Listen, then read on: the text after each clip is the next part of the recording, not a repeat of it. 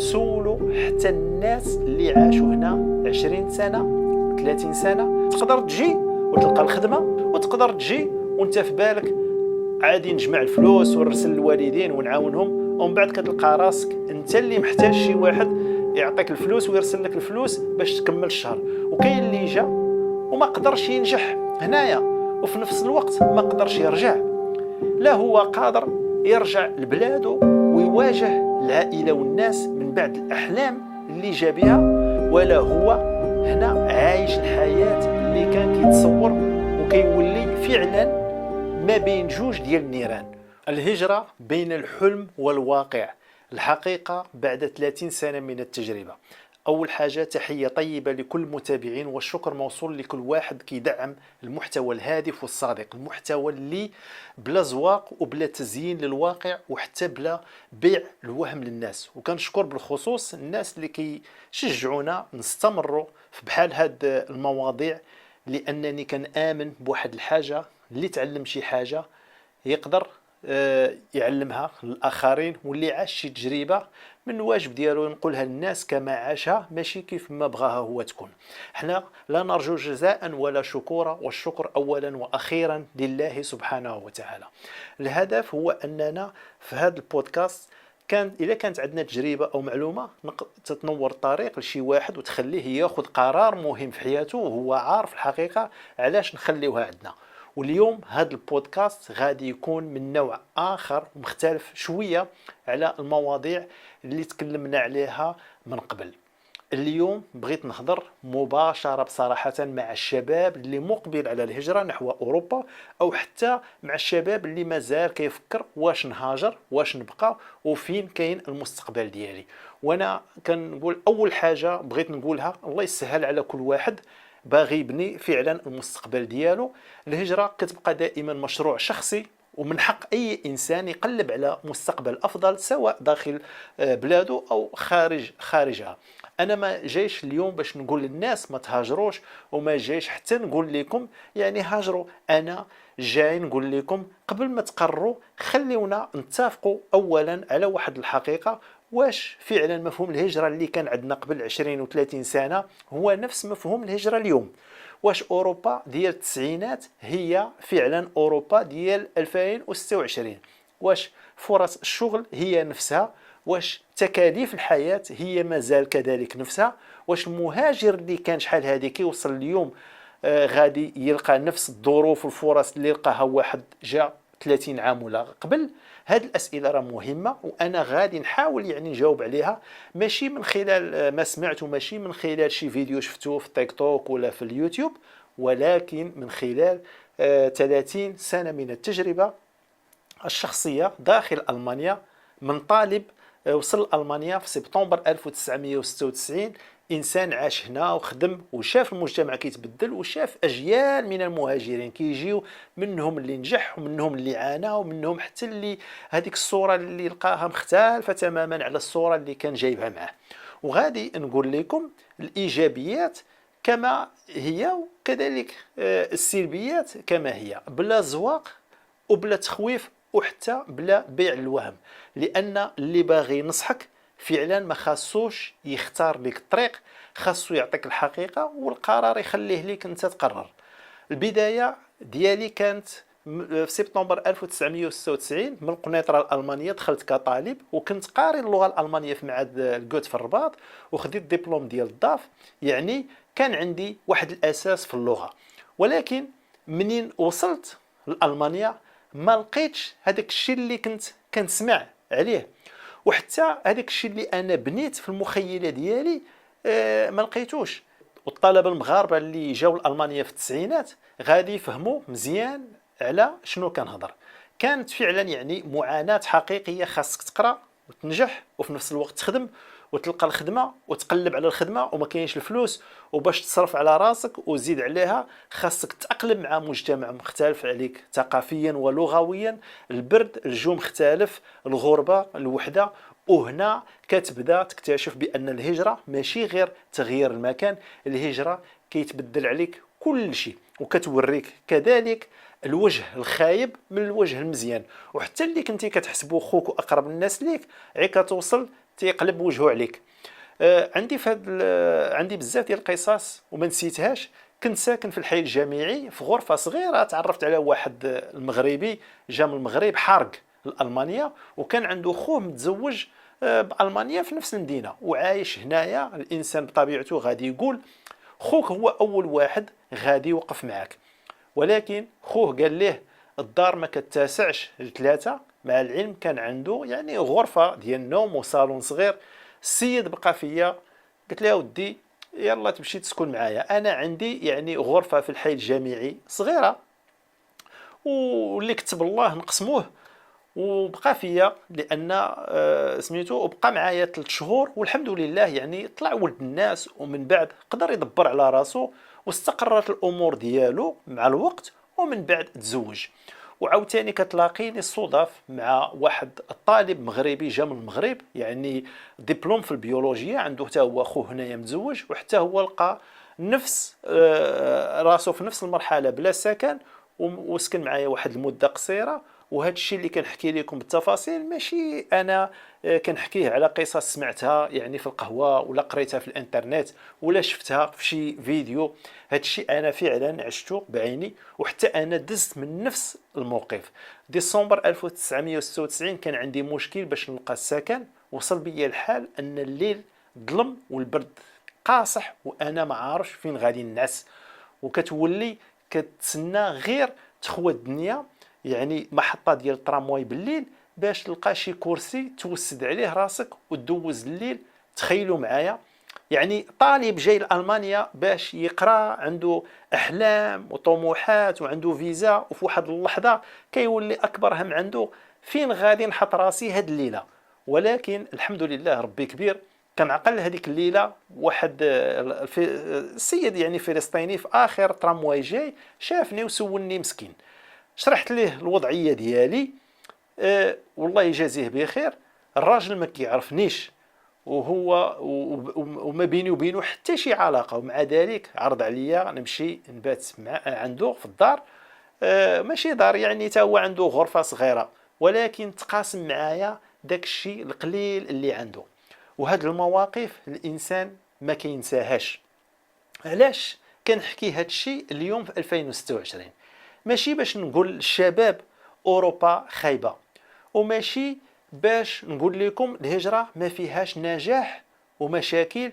وانا بنفسي عشت هنا، ودابا باقي غير ايام ونكمل واحد 30 سنه اللي عشتها هنايا في المانيا. الحياه هنا ماشي ورديه كيف ما كيبغيو الناس يصوروها لكم. ولا بغيتوا تعرفوا اوروبا مزيان ما تسولوش غير واحد عاد جا البارح ومازال عنده النشوه ديال الاشهر الاولى وكيصور لكم غير الشوارع النقيه والمولات والسيارات والرحلات. سولوا حتى الناس اللي عاشوا هنا 20 سنه و30 سنه، سولوهم على الخدمه، على الضرائب، على الكرا، على تربيه الاولاد، على الغربه، على الوحده. راه كاين اللي تلات به الايام وبقى بوحدو، على الضغط. وسولوهم واحد السؤال مهم، ماشي شحال كتربح، لا، الاهم شحال كيبقى ليك ملي كتخلص كل شيء، حيت الراتب بوحدو ما كيعطيكش الحقيقه. وحتى المغرب خاصنا نشوفوه بعين وحده اخرى. وهنا بغيت نقول للمغاربه الحمد لله على نعمه المغرب وعلى نعمه الامن والامان والاستقرار. راه بلادنا الحمد لله فيها كل شيء. المغرب ماشي خايب، والمغرب ماشي فقير بالمعنى اللي كيبغيو يصوروه بعض الناس. عندنا بلاد عندها إمكانيات كبيرة، وعندها موقع وثروات وشباب وكفاءات. ولكن السؤال الحقيقي هو واش هاد الإمكانيات والثروات كتوصل للمواطن وكتنعكس بالشكل الكافي على حياته اليومية؟ هنا كيبان المشكل، وهنا خاصنا نحاسبوا السياسات العمومية والأحزاب السياسية والمسؤولين على تدبير شؤون البلاد. لأن حب الوطن ماشي هو تقول بأن كل شيء زوين وتسكت على المشاكل، بالعكس، حب الوطن حتى هو أنك تقول هاد الشيء مزيان نحافظوا عليه، وهاد الشيء خايب خاصو يتصلح، لأن المغرب يستاهل الأحسن، والمغربي كذلك يستاهل يعيش في واحد العيشه زوينه. والمفارقه اليوم، المفارقه اللي كنشوفها اليوم هي ان بعض الناس اللي عاشوا سنوات طويله في اوروبا بداو كيفكروا يرجعوا يعيشوا في المغرب، وحتى بعض الاجانب والاوروبيين والمتقاعدين ولاو كيمشيو بالشهور يعيشوا في المغرب.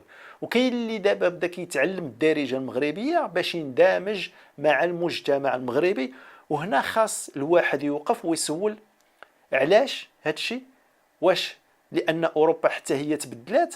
انا نتكلم مثلا على المانيا اللي كانت من اقوى الاقتصادات الاوروبيه كتواجه اليوم تحديات اقتصاديه واجتماعيه. المعيشه في المانيا غلات بزاف، الكرا كاين مشكل، كاين الناس ما كيلقاوش الكرا، الطاقه والمصاريف ارتفعات، ضغط الحياه، الضغط بوحدو تزاد. والمجتمع الاوروبي كله بدوره تغير.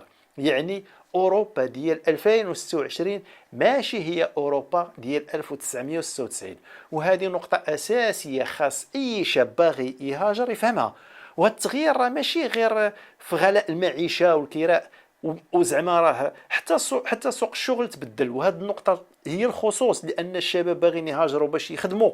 اوروبا حتى هي ماشي المنقذ السحري من البطاله اللي كيعيشوها الشباب داخل المغرب وفي شمال افريقيا. اوروبا براسها كتعيش تحديات اقتصاديه، وبعض القطاعات فيها المنافسه على فرص الشغل كبيره. تقدر تجي وتلقى الخدمه، وتقدر حتى تلقى راسك مضطر تخدم واحد الخدمه صعيبه، واخا قاري، واخا عندك دبلوم، وخدمه ديال تهراس الظهر والاجر ديالها محدود. وتقدر تجي وانت في بالك عادي نجمع الفلوس ونرسل للوالدين ونعاونهم، ومن بعد كتلقى راسك انت اللي محتاج شي واحد يعطيك الفلوس ويرسل لك الفلوس باش تكمل الشهر. وكاين اللي جا وما قدرش ينجح هنايا، وفي نفس الوقت ما قدرش يرجع. لا هو قادر يرجع لبلاده ويواجه العائله والناس من بعد الاحلام اللي جا بها، ولا هو هنا عايش الحياه اللي كان كيتصور، وكيولي فعلا ما بين جوج ديال النيران. وهنا كنوصلوا لاخطر حاجه، بيع الوهم.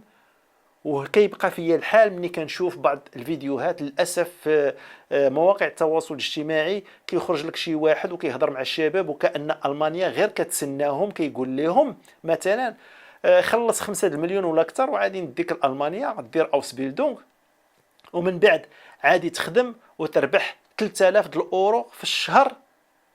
وكيبدا المانيا والخدمه وعاد دير الدار والطوموبيل والكونجي والفلوس، ولكن ما كيقول لهمش الحقيقه كامله. اول سؤال خاص يتطرح، هاد 3000 الاورو واش نيتو ولا بروتو؟ يعني واش نيتو ولا صافيه؟ وهاد 3000 الاورو اللي كيروج ليها وكانها راتب مضمون لاي واحد جا لالمانيا، هنا كاينه الكذبه. حيت كاين اللي كيربح 3000 الاورو اكثر طبعا، ولكن وكاين اللي قرا وعنده دبلوم وتجربه وخدمه مزيانه ويمكن دخل اسري، ولكن ماشي اي واحد جاي يدير اوس بيلدونغ يدير غادي يلقى 3000 الاورو كتسناه. وهذا الرقم مرات كيستعملوه بحال الطعم باش الشاب يسمع 3000 الاورو ويبدا يحسبها بالدرهم المغربي، والحلم كيكبر في عينيه. ولكن ما كيشرحوا ليش مسكين شحال غادي يمشي في الضرائب والاقتطاعات، ما كيشرحوا ليش التأمين الصحي، التقاعد، التأمين ضد البطالة، الكراء وغلاء الكراء، الكهرباء، المواصلات، الأكل وباقي مصاريف الحياة. كيعطيوه غير هذاك الرقم الكبير. علاش؟ باش الحلم يكبر مسكين في عينيه.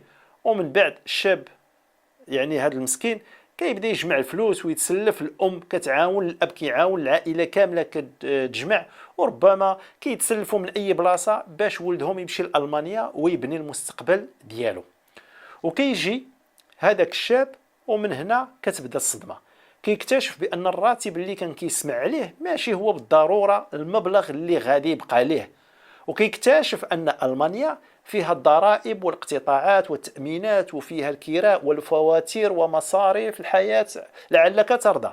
وهنا كيرجع السؤال اللي قلت لكم قبل، ماشي شحال كتربح، شحال كيبقى ليك من بعد ما كتخلص كل شيء. ماشي الاوس بيلدونغ هو المشكل. وهنا انا بغيت نوضح نقطة مهمة جدا باش ما يتفهمش الكلام ديالي غلط.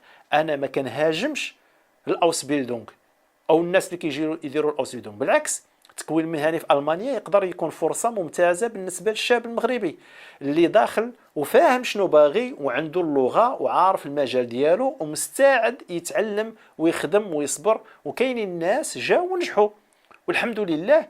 المشكل ماشي هو الاوس بيلدونغ، المشكل هو بيع الوهم انك تاخذ من شاب الملايين وتقول ليه غير الجانب اللي بغيتيه يسمع، وتخبي عليه الصعوبات والمصاريف والواقع. هذا الشيء اللي كنرفض انا، لان بعض الحالات اول واحد ربح من هذا المشروع هذا هو هذاك الشخص اللي باع، هذاك السيد اللي جا مسكين باع عليه الوهم قبل ما يركب في الطياره. الرساله ديالي للشباب، ولهذا الرساله ديالي لاي شاب كيفكر في الهجره، هي الا بغيتي تهاجر هاجر بعقلك قبل رجليك. تعلم اللغه، قلب على المعلومه من المصدر، ما تعتمدش غير على تيك توك وفيسبوك واليوتيوب. حسب شحال غادي تدخل وشحال غادي تخرج، عرف القانون، عرف قيمة الشهادة ديالك واش معترف بها، عرف المدينة اللي غادي ليها وشحال فيها الكرا غالي، عرف شنو غادي دير إلا بقيتي 3 شهور أو 6 شهور بلا خدمة، وسول الناس اللي عاشوا التجربة. وماشي غير واحد ولا جوج، سول اللي نجح وسول حتى اللي فشل، سول اللي بقى وسول حتى اللي رجع لبلادو، ومن بعد خذ القرار ديالك انت. يعني انا ما غاديش نقول لك بقى في المغرب وما غاديش نقول لك سير لاوروبا، ولكن غادي نقول لك ما تخليش حتى واحد يقرر المستقبل ديالك من خلال حلم باعوا لك. اوروبا فيها فرص نعم، ولكن فيها ثمن، والمغرب كذلك فيه مشاكل نعم، ولكن المغرب حتى هو فيه فرص وفيه وطن وفيه العائلة وفيه أشياء كثيرة. مرات الإنسان ما كيعرفش قيمة ديال البلاد حتى كيبعد عليها. وفي الأخير أنا عشت لقرابة 30 سنة من الهجرة وشفت بزاف، شفت الناس اللي نجحوا وشفت الناس اللي تعذبوا، شفت أحلام تحققات وشفت أحلام تكسرات. ولهذا بغيت نشارك معاكم هذه التجربة كما هي. ما كنبيع لكمش حلم أوروبا وما كنبيع لكمش حلم المغرب، كنعطيكم الحقيقة اللي عشت وشفت، والقرار يبقى لكم. وهذا هو معنى عنوان حلقتنا اليوم: الهجرة بين الحلم والواقع. لأن الحلم من حق أي إنسان، ولكن القرار اللي يقدر يبدل الحياة كاملة خاصه يتبنى على الحقيقة ماشي على الحلم وحده. وشكرا، تحياتي للجميع والله يسهل على الجميع وديما مغرب.